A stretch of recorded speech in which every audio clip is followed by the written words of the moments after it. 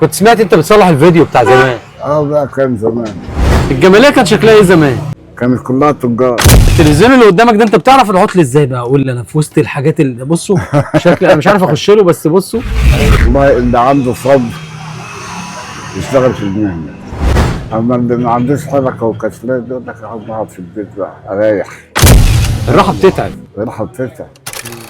انا دلوقتي في الجماليه، لو قلت لك ان لسه في حد بيصلح التلفزيونات بتاعت زمان القديمه، ترانزستور اللي كانت بتجيب القناه الاولى والقناه الثانيه، لسه في حد دلوقتي حد بيصلحها في قلب الجماليه اسمه المهندس سامي. تعالوا نسمع حكايه المهندس سامي مع تصليح التلفزيونات دي. ما شاء الله يعني ربنا يديله العمر، الراجل معدي ال70 سنه ولسه لحد دلوقتي بينزل الورشه يصلح التلفزيونات دي. انا مهندس صيانه. مهندس صيانه التلفزيونات؟ كنت سمعت انت بتصلح الفيديو بتاع زمان. بقى كان زمان. مفيش دلوقتي فيديوهات. بقى في بس يعني ما حدش بيصلح لان ما لهاش اكسسوار اصلا. خلاص قطع الغيار مش موجوده. قطع الغيار مش موجوده. بص طبعا هو بيصلح، بصوا دلوقتي بيصلح التلفزيون ده. التلفزيون ده نوع ايه التلفزيون ده اصلا؟ انا لا اي نوع لانه ده توشيبا تقريبا. توشيبا ولا جولد ستار؟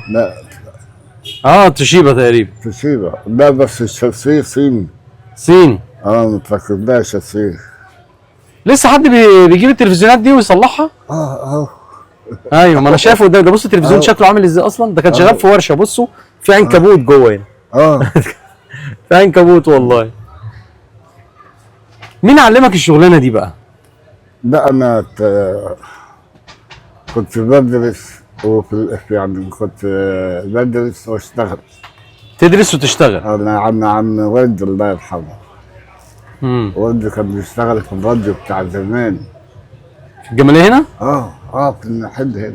والله يعني انت وارث المهنه عن والدك؟ طبعا لما نزل التلفزيون حبيت اطور نفسي. بقيت ادرسه. درست تلفزيون قبل ما ينزل. قبل ما ينزل؟ ده سنة كام؟ التلفزيون نزل في الستينات. ايوه نزل في الستينات. انت مواليد كام؟ مواليد 46. ما شاء الله. ما شاء الله ربنا يزيدك. كنت بدرس واجي اشتغل مع والدي. كان التلفزيون ابيض واسود ولمبات. ايوه لمبات صح. ما كانش لسه حاجه اسمها ترانزستور، بس نعرف حاجه اسمها ترانزستور. ترانزستور ده الحديث بقى، كان حديث بقى. انما كان بيفتح زمان اللمبات ده كان يعمل خطين صوت كده ويروحوا فاتحين الاثنين كده. لا عادي، ده كان يعني بيفتح واحده واحده لغايه الشاشه تنطق وخلاص يشتغل عادي. صوت صوت بس ابيض واسود. اشتغل باللمبات. كان لمبات. كان صيانته سهله ده؟ حسب التعليم بقى. حسب ما اتعلمت. حسب التعليم. اتعلمت فين؟ رحت فين؟ انا كنت في معهد في باب اللوق. باب اللوق؟ قعدت فيه سنتين، مش عارف مش فاكر سنتين ولا 3 حاجه زي كده. بس على النشر تكرار النواح يعلم بكره. ايوه تكرار الشغل. هتعرف هتطبق بقى اللي انت ذاكرته. تاخده عملي، تشتغله عملي. دي بتعمل ايه، ودي بتخرج ايه، ودي بتشتغل ايه، ودي بتاعت ايه الصوت، ودي بتاعت الصوره، ودي بتاعت اتساع رأسي، وفي اتساع افقي. يعني الحاجات اكبر من كده بكتير. كمان اكبر من كده بكتير. ده يمكن الشاسيه بياخد الاطار ده. ايوه. ده البمبات حاجه تانيه خالص. والله مشوار تاني خالص. كنت بتروح عند الناس تصلح ولا بتصلح في الورشه؟ والله انا عملت مغامره. ايه بقى؟ المغامره بتاعتي ان دخلت البيت مش سهل. دخلت البيت صعبه. بمعنى ايه؟ عشان اروح اصلي عندك في البيت صعب. عشان هتقعد كتير. لا مش هقعد كتير. في وسط عيله. ايوه صح. وحريم. ما كانش الواحد واثق من نفسه في الحته دي مش هيعرف يعيش. بس انت رحت صلات في البيوت كتير كتير. حضرت ايام البشوات انت؟ الاخر البشوات. ده اخر البشوات. ثوره 52. ايوه. اللي هي بتاع عبد الناصر. امم.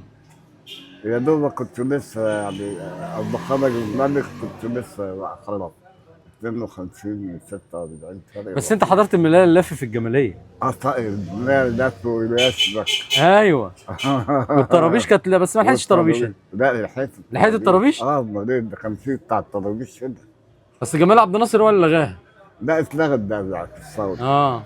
يعني مش في الثوره، في بدء الثوره، لا يعني خدت فتره من الثوره شويه كده وبعدين الناس اتعودت على قله الطرابيش وانقرض بعد كده خلاص. الجماليه كانت شكلها ايه زمان؟ كانت كلها تجار. الشارع اللي احنا فيه ده؟ كان كله تجار تقال. يعني ما كانش في عربيات نقل تخش. ايوه. عربيات بالمقطوره تخش.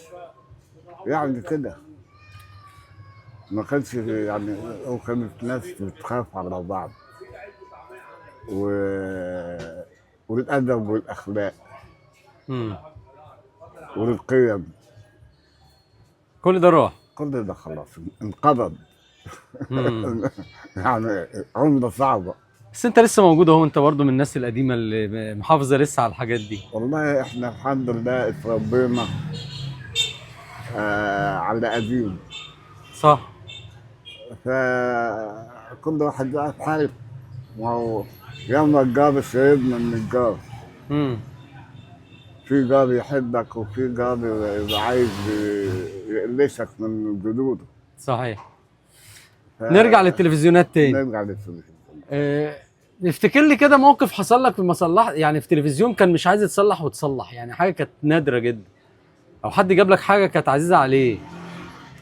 كتير. يوديه بابا وبعدين يجيبه. ربنا بيعني بيقدرني ان انا اعمل تصلح، او زي ما تقول برضه ربنا سبحانه وتعالى. اصل اللي بيشكر في نفسه ده ابليس. ف الهاب من عند ربنا. بتخش على العيد بتشوفه خلاص تشتغل التلفزيون. صحيح. بعد ما لف بيلاقي حل عندك هنا. ربنا يديك الصحة. دي حاجه بتاعت ربنا بقى. ربنا يبارك فيك. التلفزيون اللي قدامك ده انت بتعرف العطل ازاي بقى؟ قول لي انا في وسط الحاجات اللي بصوا شكل انا مش عارف اخش له، بس بصوا التراب قد ايه على البورده. بتحدد العيب ازاي؟ العيب محصور. بيبقى في حاجات معينه. في يعني منطقه معينه. يعني ده عيبه ايه اللي جاي ده اصلا؟ صاحبه جاي قال فيه عيب ايه؟ عامل خط في النص. عامل خط في النص. في الشاشه هنا خط ازرق كده شفناه دلوقتي. ما خط عشان ما فيش فده بقى عيوبه 1 2 3 ايه؟ في الراس بتاعه شغال. ماشي. الافق اللي عطلان. حلو. دايره الافق اللي عطلان. عطلانه ممكن طرق اللاين يكون وحش. ماشي. مفوت. ممكن مكثف. ممكن المقاومه بايظه. انت بتقعد تراجع على كل ده؟ براجع على كل ده لازم. لازم اشيك على اللاين لحد ما بتحدد العيب لغايه ما اخش عند العيب. ما شاء الله عليك. ما لازم امشي معاه واحده واحده، او زي ما تكون اللي عايز يوصل ما يوصلش من الارض للسطح. فبيمشي درجه درجه. عايزه دماغ الشغلانه دي. طبعا. عشان كده بتحب تشتغل بالليل انت؟ لا مش شرط. اخويا بيبقى موجود زي ما انت شايف الكركبه. ايوه. لا ده المحل اصلا. انت قلت لي في ناس بتسيب الشاشات بتاعتها ولا التلفزيونات بتاعتها بالسنين. طب بيسيبوها يروحوا فين؟ الله اعلم. يعني يقول لك صلح لي ده ويسيبه ويمشي؟ حسب الظروف. يمكن ظروفه وحشه. مش قادر على التصليح فبيسيبه. طب انت بتعمل ايه بقى في الحاجه دي؟ والله يعني انت التلفزيونات اللي موجوده كل التلفزيونات دي والله بركنها لما يجي. طب افرض ما جاش؟ انت بتقول لي بال10 سنين. لا بحسبها بقى بعد 6 سنين. ابتدي بقى ادور عليه. قطع الغيار سهله ولا صعبه؟ حاليا دلوقتي زفت. مش موجوده. الصين من ساعه ما دخلت البلد شاشات ال LCD وال LED والاكسسوار باظ. التجار كمان بيستسهلوا. هو اصلا قليل اللي يعني ما هو برضو التطور زي ما انت زمان اشتغلت في التلفزيونات وما كانش في حد بيشتغل فيها. ظهرت دلوقتي الشاشات الليد، شاشات ال سي دي والليد، فدي طبعا بقت يعني انقرضت خلاص. ما هي لا، مش في ناس بسيطه، ناس بسيطه اللي عندها في ورش بتاع اللي هي يعني على قديمه يعني. وفي المنزل برضه، في البيوت برضه في بعض لسه منها يعني. يعني. ناس برضه ما عندهاش مقدره تجيب شاشه. وفي الظروف اللي احنا فيها دلوقتي انا قالوا لي حاجه انا عايز اسالها عليه، بيقولوا ان الشاشه دي ما تضرش العين عن ال سي دي. لا، ما تضرش العين عن ال سي دي. ليه بقى؟ تضر العين اكتر من ال سي دي. دي اللي تضر العين. دي بتطلع شعاع. دي بتطلع شعاع، تحط ايدك هنا كده تلاقيها عملت الشعاع في ايدك وقف. دي بتطلع شعاع يعني دي المضره. دي المضره.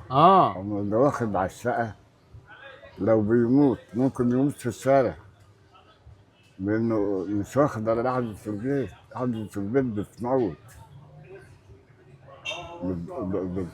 بتدخل اعصاب، ولو الاعصاب اتفخت خلاص هيمشي يروح فين؟ مش هيقدر يمشي، مش هيقدر يفكر، مش هيقدر يتكلم، مش هيقدر يركب مواصلة. أنا بركب 4 مواصلات كل يوم، 4 رايح و4 جاي. طبعا أنا يعني كان نفسي والله أبوس دماغ الراجل ده والله، بس هي الورشة ضيقة شوية، بس راجل محترم أبو محمد، ربنا يبارك فيه. طبعا عنوانه في الجمالية، اسألوا على أبو محمد اللي بيصلح التلفزيونات. طب مشهور باسم حاجة؟ ليك اسم شهرة؟ الحاج سامي. حاج سامي؟ حاج سامي. اسألوا على الحاج سامي، أي حد عايز يصلح تلفزيون من التلفزيونات دي. لو من الحسين، يجي من الحسين. من الحسين. هتسألوا عليه من الحسين، هيجيبوكوا هنا في شارع الجمالية. ربنا يبارك في عمر الراجل جميل والله العظيم. الناس دي كنوز والله، الواحد ما يعوضهاش ابدا. ربنا يديله الصحة ويبارك في عمره. اتمنى الفيديو يعجبكم، وما تنسوش اللايك والشير، وتدعوا لنا دعوة بالخير. سلام.